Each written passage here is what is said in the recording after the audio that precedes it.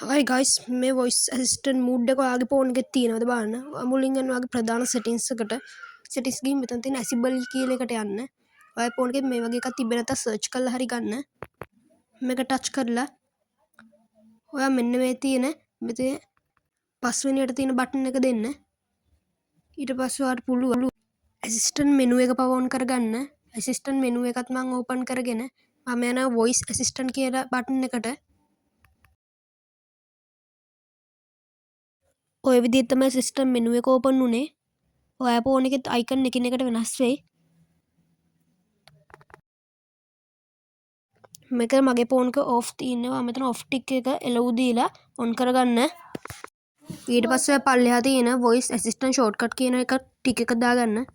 මම දැන් මේක වැඩ කරන විදිහට කියලා දෙන්න. මේ උඩ තියෙන notification bar එකේ තියෙන මෙන්න මේ බටන් එක ඕපන් කරගන්න. මේ වගේ තවත් ලස්සන වීඩියෝ එකක් අරන් එනකම් ඕගොල්ලෝ මගේ channel එක subscribe කරලා තියාගන්න. සුබ දවසක්.